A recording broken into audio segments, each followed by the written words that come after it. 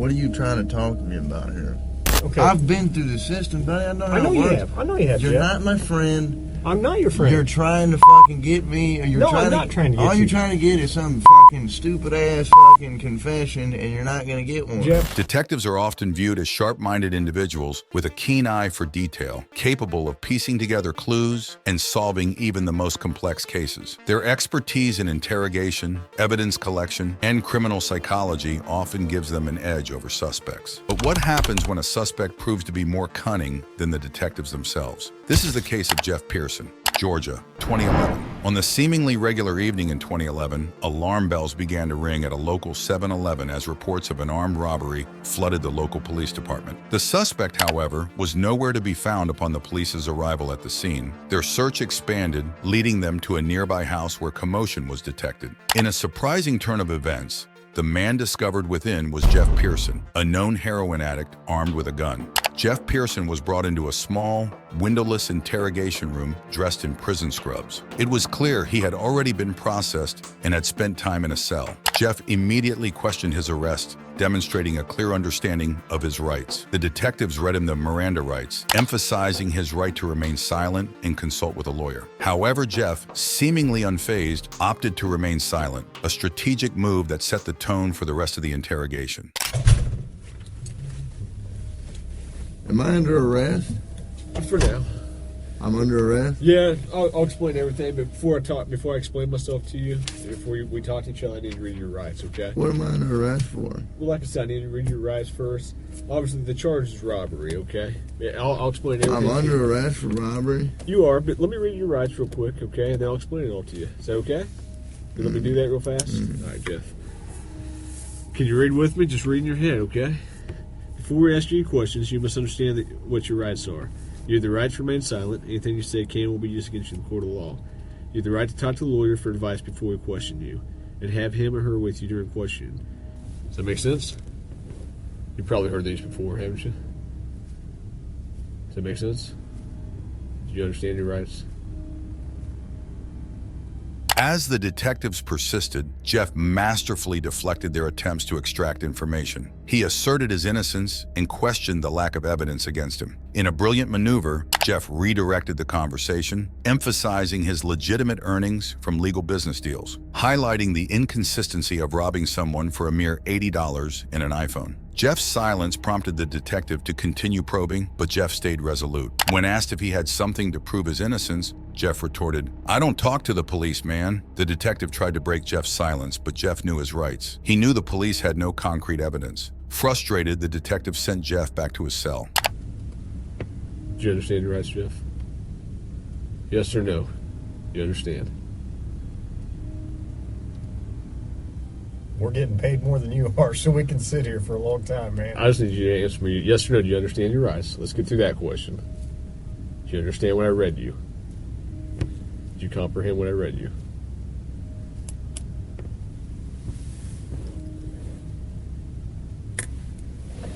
Jeff, I'm just here to talk to you and figure out what happened and move you on out of here, at least some of it.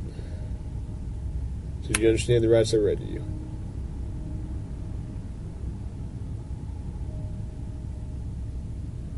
If you got something that says you didn't do this robbery, this is your chance to talk to us. Okay, good cop. No, usually I'm the prick. You look like the prick. I am. Jeff, do you understand your rights? Yes or no? I'm not asking if you want to talk to me at this point. I just want to know, do you understand what I read to you? So am I under arrest? Yes, you're under arrest. Get me back to the cell. I don't talk to you motherfuckers. Okay, fair enough.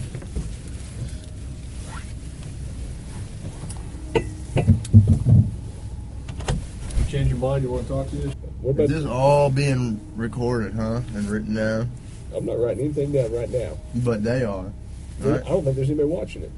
The guy that brought me the coke's writing reports. You asked me to bring you up here. I was done talking to you. If you want, why don't we just talk about the gun? Let's start there. Okay? I don't fucking have a gun or own a gun. Okay. I don't think you do. I know you don't own one. Okay. But I need to know where that gun came from. I don't have. What the fuck are you talking about? The gun you were sitting on.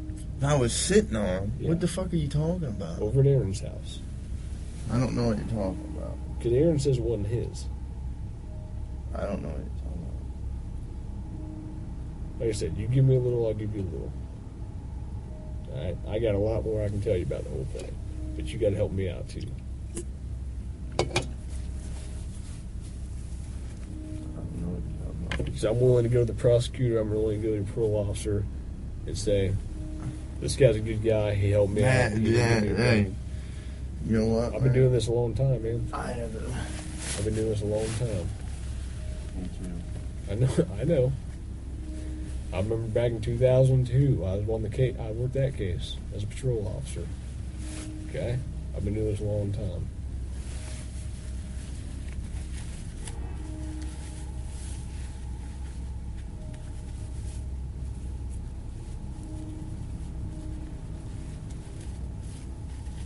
I know you don't want to go back to jail, right? Back to prison. Well, fuck. It looks like I am if and you're going to charge me with some bogus shit. You guys don't... I mean, what do you got, really? That I was at a buddy's house and I happened to come outside because you guys were fucking swarming the area and they Which fucking... Which door did you come out of? I came out of the front door. You know what? I'm not saying that, man. Fucking dog going crazy. You know what? I'm done. You sit down for me? Huh? You sit down for me? Thanks. I'm done, man. Fuck this. I'm not even answering. All this shit that I just said is going to be fucking written in the discovery now, right? What? You haven't said nothing. I mean, every little stupid thing that you've asked me, dude, is going to be in the discovery. I'm not even going to do discovery. The prosecutor is. Okay. So, you halfway know the system, how things work, you halfway don't. Am I right? I half-ass know Yeah. that the only reason I came up here is to get a fucking Coke. Okay. And I got it. But now I want a Butterfinger. But that's not going to happen for a while. What, the Butterfinger? Yeah. Why not?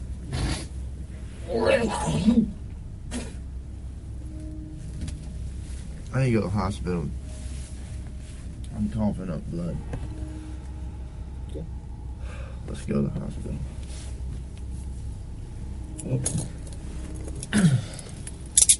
I'll let the jailer know you go to the hospital. You still me back here, you know that, right? Where? Here in the jail, as soon as you get out of the hospital. Well, You're not getting out. I know. I can't finish it. You can finish it. Make it quick. I got things to do. That Butterfinger, you promise. I didn't promise you that. I said we'd see what happens. Alright? Like I said, you haven't helped me out at all. Why should I help you out? I got you a soda. That's good enough. 2 hours later, they brought him back for round 2. This time, Jeff requested a soda, mentioning he was experiencing withdrawal symptoms. "I need methadone," he said, to which the detective responded they had none. Jeff explained he needed it because he was a junkie and would soon experience severe withdrawals. The detective tried to engage Jeff in small talk, but Jeff steered the conversation back to the matter at hand. "I didn't commit no armed robbery," he stated. The detective continued to press Jeff, who remained steadfast. Jeff accused the police of trying to force a confession, asserting his innocence and highlighting their lack of evidence. You gonna be able to pop it open, or you need me to? Oh, yeah. I need methadone. You need methadone? Yeah, you guys can get me that methadone or what? I don't have any. Do you have a medication for it, or a prescription for it? Or? No. What do you need methadone for? Because I'm a fucking junkie and you guys, I can't get no methadone. I'm gonna go through withdrawal here in a minute. Where do you usually get your methadone from? I don't get it. I get heroin. How long you been using heroin? Long time, buddy. 10 years? 15 years? I hardly been alive that long. What are you trying to talk to me about here? Talk to you about what happened last night. Look, here's the deal. Either you're in a bad set of circumstances or you went and committed an armed robbery last night. Yeah, right? I'm in a shitty wrong place at wrong time, obviously. I didn't commit no fucking armed robbery. The detective tried to get Jeff to sign a statement, which Jeff refused. Jeff's legal knowledge and calm demeanor were impressive, especially considering his withdrawal symptoms. The detective shifted tactics, using the Reed technique, a method designed to extract confessions by cornering suspects and presenting two options, both of which imply guilt. This method, often resulting in false confessions, didn't work on Jeff. He recognized the tactic and refused to engage. "Tell me what happened last night," the detective asked. Jeff replied, "I don't talk to the police." The detective expressed confusion, saying Jeff was talking before he read him his rights. Jeff reiterated he needed a lawyer. All right, then let's talk about this. Let's I not keep up I the don't talk act. to the police, man. I think it's in your best interest to. How? Man. I don't talk to you're the sitting police. here. Okay. I've been through the system, buddy. I know how I know it you works. have. I know you have. You're Jeff. not my friend. I'm not your friend. You're trying to fucking get me. Or you're No, trying I'm not trying to get all you. you're trying to get is some fucking stupid ass fucking confession, and you're not going to get one. Jeff, I'm not going to get a confession out of you for nothing. Exactly, because I And didn't I'm do not nothing. trying to get a confession out of you. Okay, I'm going to tell you, I didn't commit no armed robbery, and y'all ain't got no fucking evidence saying I did. Let me go. All you did is find me sitting in my buddy's house because my fucking buddy's dog's going ape shit. I go outside, there are cops everywhere, and they spotlight me. They say, "Come here." I say, "What's up?" They search me. They ain't find Hang on. nothing. What's Let up? me read this. No. Yes. Because I'm not going to sign it. You don't have to sign it. But let me read it for you. Okay? I'm not signing nothing. You don't have to sign it. Let me read it. You heard it earlier already. You've been through the system. You know it. It ain't going to change a thing. You're still sitting here. Warning as to your rights guaranteed by the Miranda decision of the Supreme Court of the United States. You already read it to me earlier. I know we did, but I'm going to read it to you again. Thanks for the coat. You're welcome. Before we ask any questions, you must understand what your rights are. You have the right to remain silent. Anything you say can be used against you in court. You have the right to talk to a lawyer for advice before we question you and have him or her with you during questioning. If you cannot afford a lawyer and want one, a lawyer will be provided for you. If you decide to answer questions now without a lawyer present, you will still have the right to stop answering questions at any time. You also have the right to stop answering at any time until you talk to a lawyer. Do you understand the rights I've explained to you? Oh, Huh? yeah. Okay.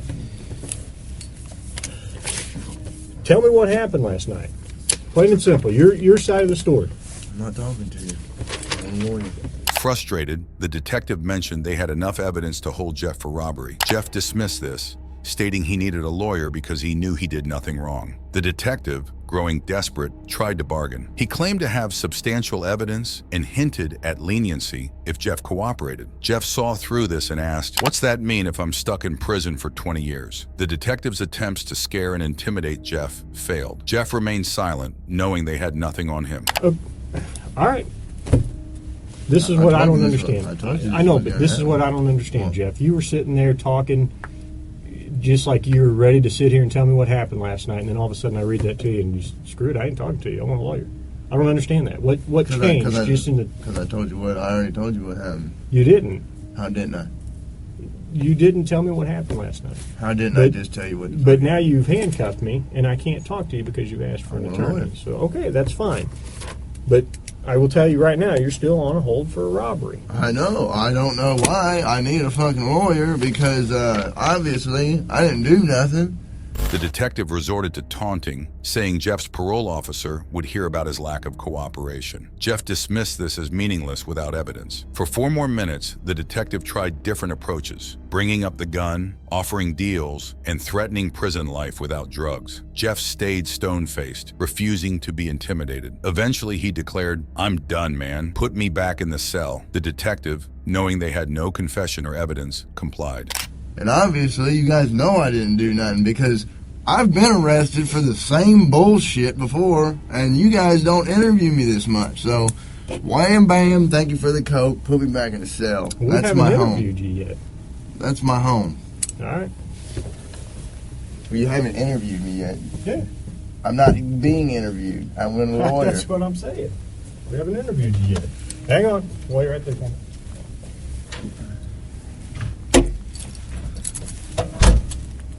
Jeff's steadfastness paid off. 12 hours later, he was released from custody and the charges were dropped. Now spends his time uploading videos on a YouTube channel He makes music and even gives extra tips on how to avoid the police's tricks. That's all for this video. We hope you have enjoyed this video a lot. Have you ever heard of a case where a suspect outwitted the police? Let us know in the comment section. Make sure to subscribe to our channel and hit that bell icon for more interesting videos like this. Thank you for watching our video.